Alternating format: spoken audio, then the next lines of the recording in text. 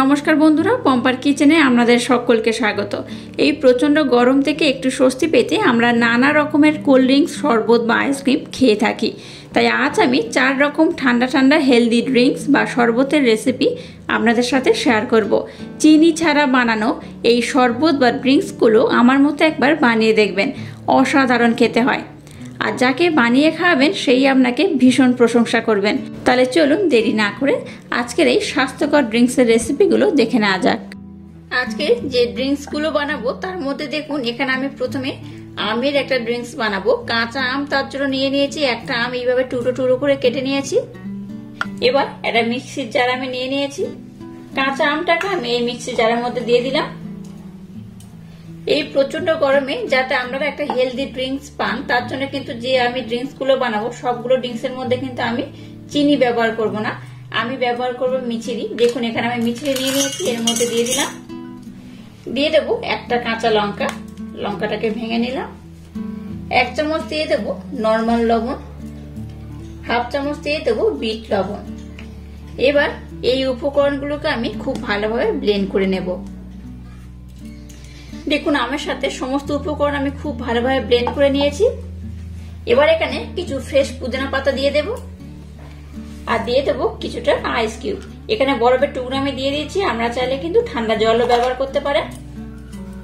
ঠান্ডা জল দিলে কি হবে, এই যে মিক্স করবো যেটাকে আমি, এই পুদিনা পাতা দেওয়ার জন্য কালারটা কিন্তু খুব সুন্দর থাকবে। যদি গরম অবস্থায় এটাকে মিক্স করেন বা নর্মাল জল দেন তাহলে কিন্তু কালারটা খুব সুন্দর পাবেন না। একটু ঠান্ডা জল কিংবা বরফ দিলে কিন্তু এর কালারটা খুব সুন্দর থাকে। তো আবার এটাকে আমি খুব ভালোভাবে ব্লেন্ড করে নেব। দেখুন পুদিনা পাতা দেওয়ার জন্য কালারটা কত সুন্দর এসেছে, দেখুন কতটা সুন্দর দেখতে হয়েছে। এটা তো দেখতে সুন্দর হয়, খেতে কিন্তু অপূর্ব হয়। যাই হোক, এই মিশ্রণটাকে আমি রেডি করে নিয়েছি। চলুন প্রথমে একটা শরবতের রেসিপি আপনাদের সাথে শেয়ার করা যাক। এবার দেখুন একটা গ্লাস আমি নিয়ে নিলাম, এর মধ্যে দিয়ে দেবো অল্প একটু পাতিলেবুর রস। এটা দিলে কি হয়, স্মেলটা খুব সুন্দর হয়, খেতেও দারুণ লাগে। দিয়ে দিলাম কিছুটা বরফের টুকরো। এবার আম দিয়ে যে মিশ্রণটা বানিয়েছি সেই মিশ্রণটা এখানে আমি দিয়ে দেবো। আবারও সামান্য পরিমাণে লবণ দিয়ে দিলাম, সামান্য পরিমাণে দিয়ে দিলাম বিট লবণ। ব্লেন্ড করে রাখা মিছরিও একটু দিয়ে দিলাম, যেহেতু এখানে আমি জল কিংবা বরফ দুটোই ব্যবহার করব। আর শরবতে ব্যবহার করার জন্য এটা স্পেশাল ভাজা মশলা আমি আগে বানিয়ে রেখেছিলাম।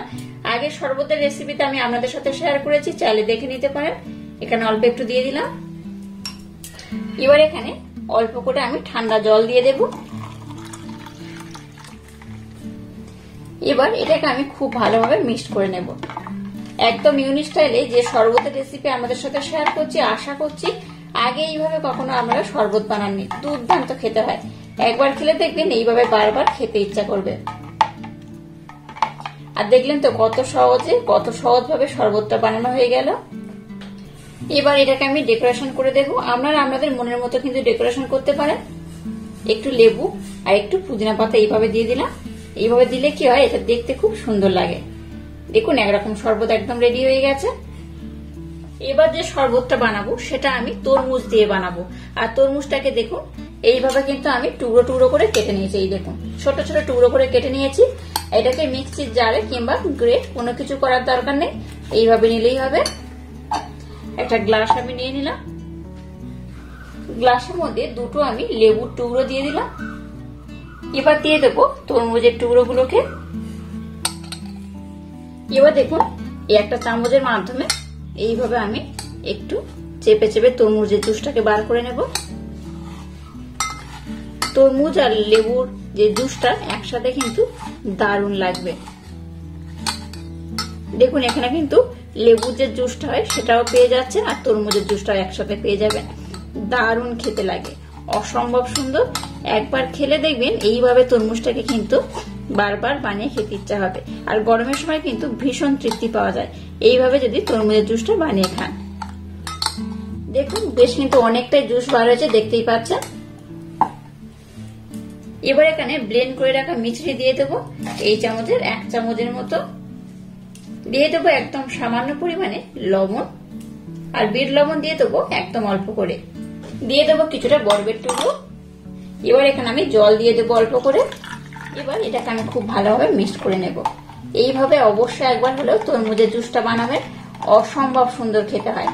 একবার খেলে দেখবেন বারবার খেতে ইচ্ছা হবে। অবশ্য শরবতের মধ্যে লবণ মিষ্টির পরিমাণ ঠিক আছে কিনা একবার টেস্ট করে নেবেন। এখানে আমি একটু ডেকোরেশন করে নেব। এইভাবে একটু তরমুজ দিয়ে দিলাম আর দিয়ে দেবো অল্প করে পুদিনা পাতা। আপনারা কিন্তু আপনাদের মনের মতো ডেকোরেশন করতে পারেন।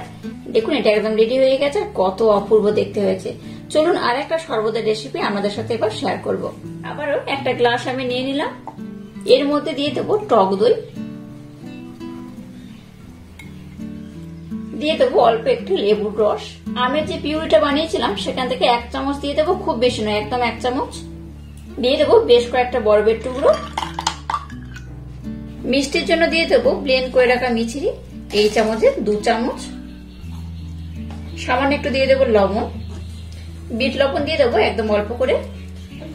আবার এখানে আমি সামান্য পরিমাণে জল দিয়ে দেব। জলটা দিয়ে এটাকে আমি আবার খুব ভালোভাবে মিক্স করে নেব। এখানেও লবণ আর মিষ্টির পরিমাণটা ঠিক আছে কিনা একবার টেস্ট করে নেবেন। সামান্য পরিমাণে স্পেশাল ভাজা মশলাটা ব্যবহার করব। আবার এটাকে আমি খুব ভালোভাবে ব্লেন্ড করে নেব। এটাকেও আমি ডেকোরেশন করার জন্য একটু লেবু দিয়ে দিলাম আর দিয়ে দেবো সামান্য পরিমাণে পুদিনা পাতা। আর এরকম আমি মিক্সড শরবতের রেসিপি আপনাদের সাথে শেয়ার করব। তার জন্য বরফের টুকরো আমি প্রথমে দিয়ে দেবো অল্প করে, দিয়ে দেবো আমের পিউরিটা অল্প করেই দিয়ে দিলাম। কয়েকটা তরমুজের টুকরো আমি দিয়ে দেব, দিয়ে দেবো অল্প করে দই, লেবুর রস দিয়ে দেবো কয়েক ফোঁটা, অল্প করে দিয়ে দিলাম লবণ, বিট লবণ সামান্য পরিমাণে। মিষ্টির জন্য ব্লেন্ড করে রাখা মিছরি, এই চামচে 2 চামচ। স্পেশাল ভাজা মশলা অল্প করে দিয়ে দিলাম আর দিয়ে দেবো সামান্য পরিমাণে জল। এবার এটাকে আমি খুব ভালোভাবে মিক্স করে নেব। যে শরবতগুলো আমি আপনাদের সাথে এই মুহূর্তে শেয়ার করলাম সবগুলো দিয়ে কিন্তু এরকম একটা শরবত বানানো যায়। আপনারা এইভাবেও কিন্তু বানিয়ে খেতে পারেন, দুর্দান্ত খেতে লাগে। এর ফ্লেভারটা কিন্তু একদম আলাদা হয়, অসম্ভব সুন্দর খেতে হয়। আপনারা চাইলে তরমুজটাকে এখানে ব্লেন্ড করেও কিন্তু ব্যবহার করতে পারেন, তো আমি এইভাবে এটা ব্যবহার করলাম। দেখুন এই শরবতটা কিন্তু একদম রেডি হয়ে গেছে। এখানেও একটু লেবু দিয়ে আমি ডেকোরেশন করে নেব আর সামান্য পরিমাণে পুদিনা পাতা দিয়ে দিলাম। দেখুন এখানে আমি ঠান্ডা ঠান্ডা 4 রকম ড্রিঙ্কস নিয়ে নিয়েছি, দেখতেই পাচ্ছেন সবকটাই কিন্তু অপূর্ব হয়েছে। এগুলো খেতে অসাধারণ হয়। অবশ্য বাড়িতে আমার মতো একবার হলো ট্রাই করবেন, আশা করছি আপনাদের ভীষণ ভালো লাগবে। যে শরবতটা যে কোনো একটা যদিও বানিয়ে খান তাও আপনাদের কিন্তু ভীষণ ভালো লাগবে। আর এগুলো ভীষণ টেস্টি হয়, ভীষণ হেলদি। দেখলেন তো কত সুন্দর সুন্দর উপকরণ দিয়ে আজকের এই শরবতটা আমি আপনাদের সাথে শেয়ার করলাম। এই গরমের সময় কিন্তু ভীষণ ভাবে আমরা তৃপ্তি পাবেন। তো যাই হোক, আজকের এই শরবতের রেসিপিটা যদি আপনাদের ভালো লাগে তাহলে চ্যানেলটাকে লাইক, শেয়ার, কমেন্ট এবং সাবস্ক্রাইব করবেন আর পাশে থাকা বেল আইকনটা প্রেস করে দেবেন।